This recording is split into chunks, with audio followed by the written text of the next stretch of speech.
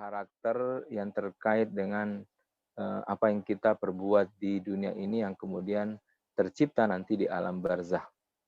Nah, fa'akim wajhaka lillazi yanifa fitratallahi fataran nasa 'alaiha la tabdila li khalqillah zalika dinul qayyim walakin aktsaran nasi la ya'lamun. Ini adalah dimensi manusia yang senantiasa mengarah untuk ke sisi Allah Subhanahu wa taala. Nah, ini dimensi fitrah yang terkait dengan ruh manusia. Jadi ruh ini senantiasa ingin ke atas.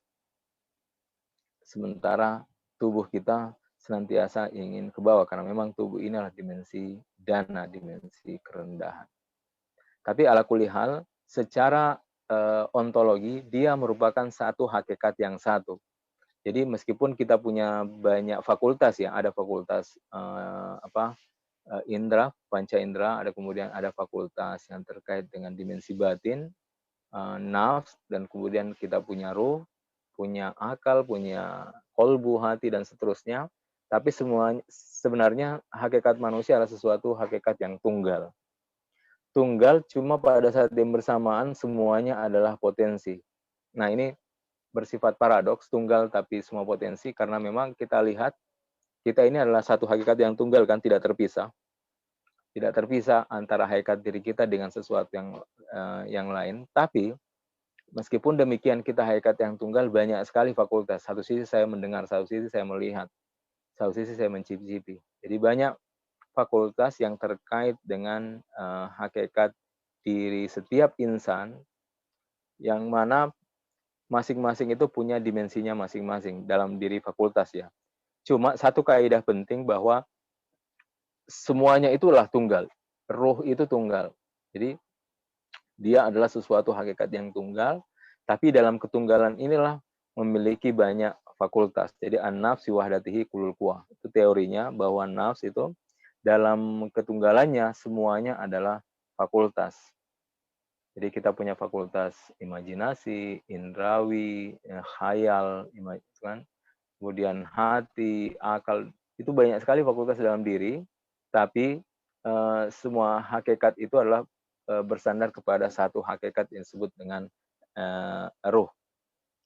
Dia bersandar menjadi pondasi utama di situ, cuma pada sisi meskipun dia satu hakikat yang tunggal, tapi semuanya adalah fakultas. Nah, ini sesuatu yang ini ya, dalam dunia tasawuf dijelaskan sebagai sesuatu yang dunia manusia itu adalah dunia diibaratkan dengan lautan. Karena dalam diri kita itu banyak sekali fakultas-fakultas. Mungkin apa yang kita tahu ini hanya sekedar itu, tapi kalau kita lebih dalam lagi itu ada banyak sekali sebenarnya fakultas di dalam diri kita. Fakultas di dalam kita. Jadi semakin kita gali, kita akan menemukan satu bentuk ketakjuban di dalam diri kita sendiri. Nah, kemudian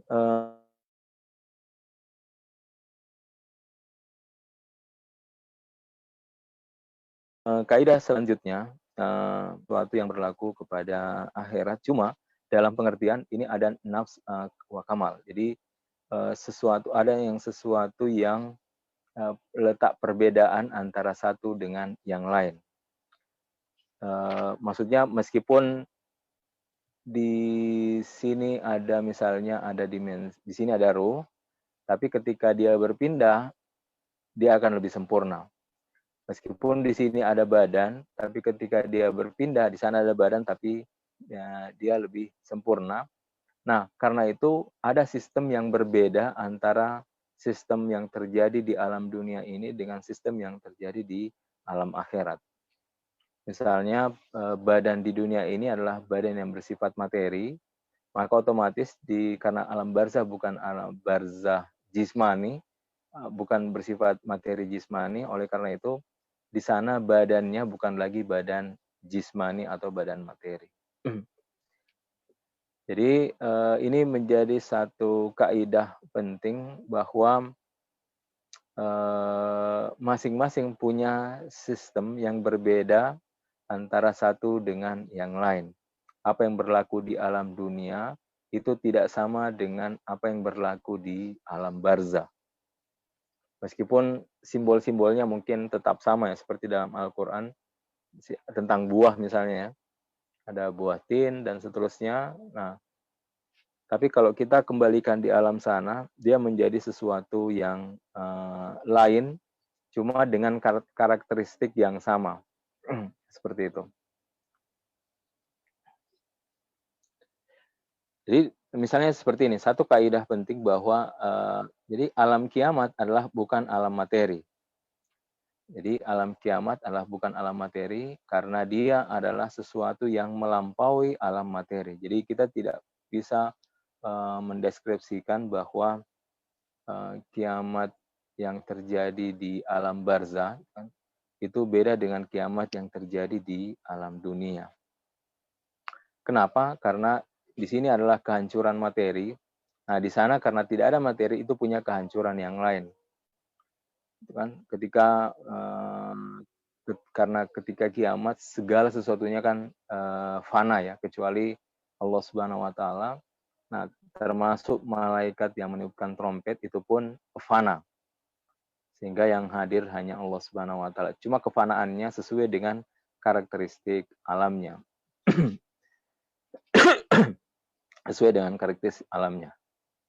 Nah, misalnya begini, satu karakteristik yang membedakan antara alam materi dengan alam barzah ukhrawi, yaitu alam materi di sini karena dia terkait dengan gerak, dan gerak itu adalah terkait dengan persoalan jismani materi, makanya di sini adalah sesuatu yang berdimensi. Karena dia berdimensi, otomatis dia butuh ruang dan waktu. Karena butuh ruang dan waktu, oleh karena itu segala sesuatu tidak terjadi secara spontanitas, oke? Tidak terjadi secara, dalam istilahnya sahabat Islam menyebutnya daf'i atau spontanitas. Kalau saya tanam bibit pohon, itu tidak sekejap dia menjadi pohon, kan? Kita harus menunggu misalnya berapa tahun, kemudian dia besar, lalu kemudian memberikan buah. Nah, tapi di alam ukhrawi, dia sistemnya adalah daf'i. Di sistemnya adalah spontanitas. Kenapa? Karena di sana bukan alam materi. Kan? Di sana bukan alam materi, dan geraknya bukan gerak materi. Jadi gerak di sana bukan alam materi dan geraknya bukan alam materi. Nah, ini yang membedakan antara dimensi dunia yang bersifat materi dengan dimensi barzah atau ukhrawi yang merupakan bukan alam yang bersifat materi. Jadi cirinya adalah kalau materi dia butuh proses, dia butuh ruang dan waktu. Karena butuh waktu, oleh karena itu kita akan menunggu lama untuk kemudian menuai hasil. Ada proses yang mesti kita nantikan. Nah, di alam barzah dan termasuk di alam ukhrawi, sistem yang berlaku adalah kun fayakun. Jadi innama amruhu idza arada syai'an ayyaqula lahu kun fayakun. Jadi kun fayakun ini hanya terjadi dalam dimensi eksistensi, wujud, atau terjadi dalam dimensi di luar dimensi materi atau imateri. Nah, ini yang membedakan antara alam dunia dengan alam barzah ya, seperti itu. Nah, apa kaitannya dengan pembahasan jiwa kita terkait dengan pembahasan ini? Nah, sebab itu di dunia ini, kalau kita melihat hasil, kita kan menunggu satu bentuk proses ya, proses. Tapi kalau di alam barzah, dia seketika. Kenapa? Karena di sana tidak butuh materi. Karena tidak butuh materi, oleh karena itu dia tidak butuh waktu. Misalnya saya mengatakan sekarang ini rumah 7 tingkat, kan? Jadi rumah 7 tingkat. Itu di alam benak kita kan spontan terjadi ya.